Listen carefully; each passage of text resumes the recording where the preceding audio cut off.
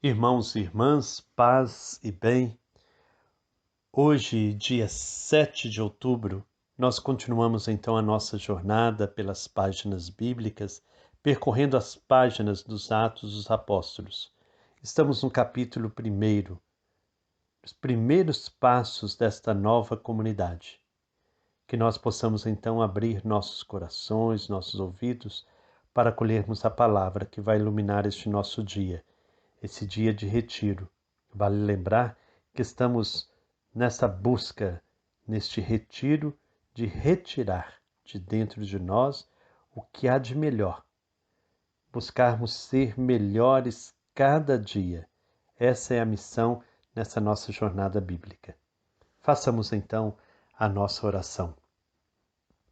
Deus Pai, Filho e Espírito Santo, fonte transbordante da missão, ajuda-nos a compreender vossa palavra, a testemunhar como as primeiras comunidades cristãs que a vida é missão, dom e compromisso. Que os encontros que faremos percorrendo as páginas dos Atos dos Apóstolos ajudem a cada um de nós a ser testemunha profética do Evangelho. Numa igreja em saída, de discípulos e missionários, em estado permanente de missão. Eis-me aqui, Senhor, quero assumir a missão de construção do vosso reino. Envia-me. Amém. O texto que vai iluminar este nosso dia é o capítulo 1, dos versículos de 15 a 26, que diz o seguinte: Nesses dias, Pedro levantou-se no meio dos irmãos em número de 120 pessoas reunidas, e disse: Irmãos, era preciso que se cumprisse a Escritura, que o Espírito Santo tinha anunciado por meio de Davi a respeito de Judas, que se tornou guia daqueles que prenderam Jesus. Ora, Judas era um dos nossos e participava deste ministério. Com o dinheiro que recebeu pela sua iniquidade, ele comprou um terreno. Caiu de ponta cabeça, arrebentou-se ao meio, e todas as suas entranhas se esparramaram. Todos os habitantes de Jerusalém souberam disso, de modo que esse terreno foi chamado Acéldama, que na língua deles quer dizer campo de sangue. Como está escrito no livro dos Salmos, que sua morada fique deserta e ninguém habite nela. E ainda que outro ocupe a função dele. É preciso, portanto, dentre os homens que nos acompanharam durante todo o tempo em que o Senhor Jesus vivia entre nós, a começar do batismo de João até o dia em que foi levado de nós ao céu, que um deles se torne conosco testemunha da ressurreição. E indicaram dois, José, chamado Barsabás, cujo sobrenome era Justo, e Matias.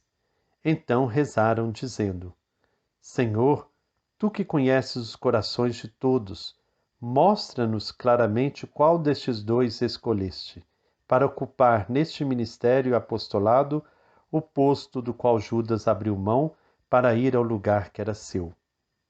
E tiraram a sorte entre os dois, e a sorte caiu sobre Matias, que foi incluído entre os 11 apóstolos. Palavra do Senhor. Graças a Deus. A substituição de Judas Iscariotes dá a Lucas a ocasião de salientar muitas coisas. A legitimidade da Assembleia Cristã, a definição de apóstolo, as decisões, o papel de Deus nas decisões da comunidade. Os cristãos são pela primeira vez chamados de irmãos, mostrando já a ideia de que o novo povo de Deus é uma grande família reunida em torno do Pai e de Jesus. São já 120 pessoas. O número real ou simbólico? Entre os judeus, para poder eleger o sinédrio, era necessária uma comunidade de pelo menos 120 pessoas.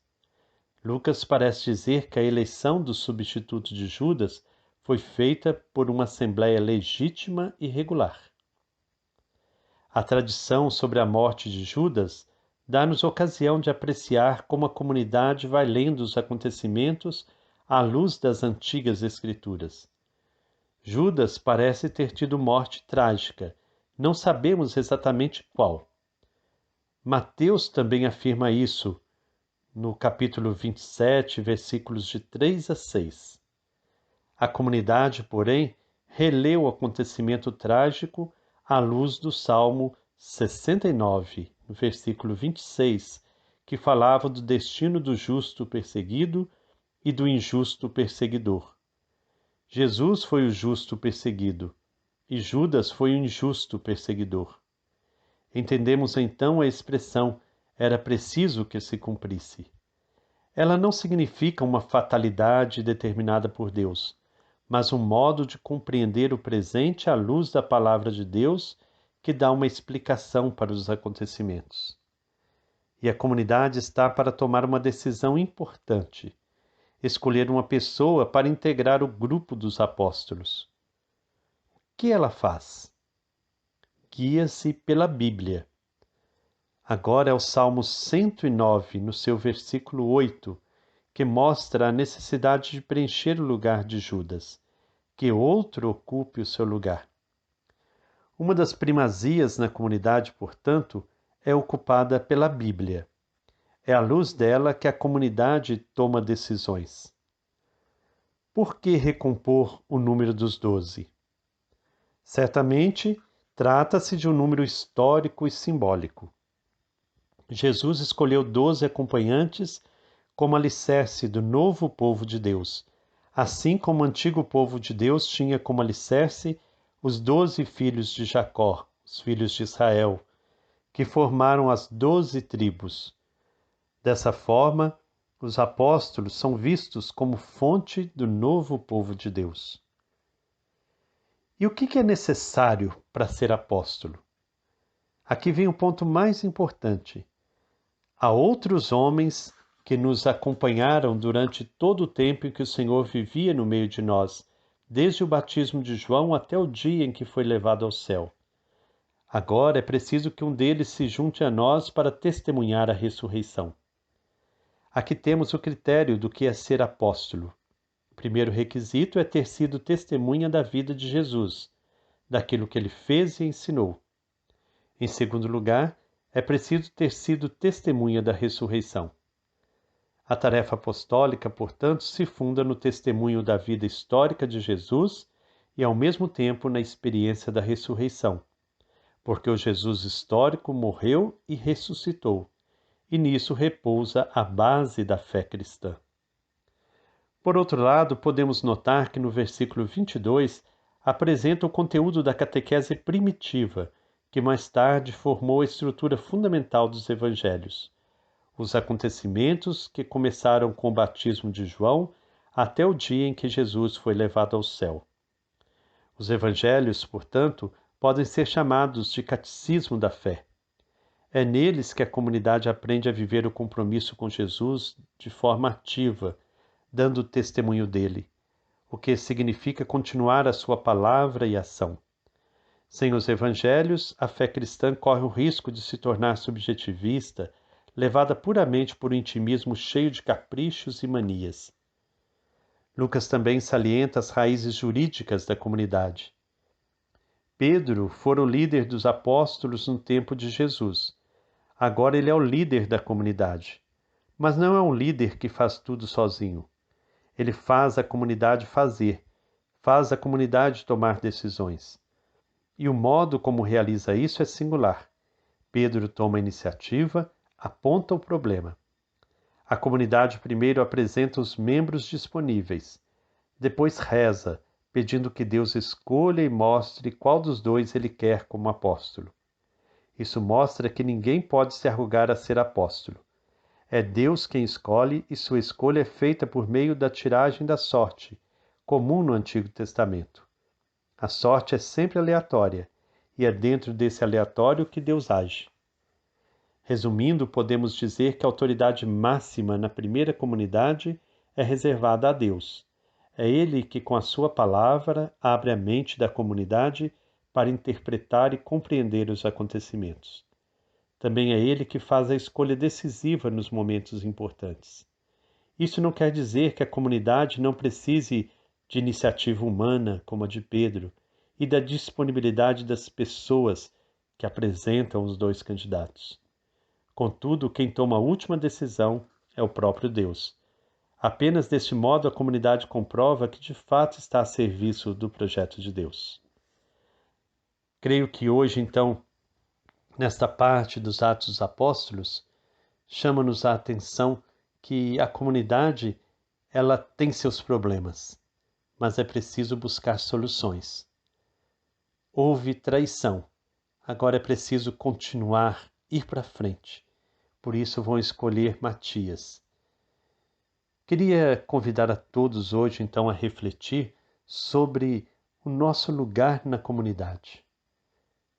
120 pessoas se reuniram para tomar aquela decisão. Eu tenho participado das decisões de minha comunidade? Você tem participado das assembleias, dos conselhos? Você participa da vida da sua comunidade? Você ajuda a sua comunidade a tomar decisões, a fazer escolhas? Como anda a sua vida de comunidade? Que você possa então hoje refletir, pensar bem, será que você não precisa participar mais na vida da sua comunidade, ajudar a decidir, a encontrar soluções para os problemas? Muitas vezes ficamos acomodados, apenas reclamando. Precisamos participar, ser comunidade, decidir juntos, buscar clareza, discernimento, oração, para que Deus tome as decisões, que Deus possa guiar nossas comunidades. Como anda sua participação comunitária? Como está a sua vida de comunidade?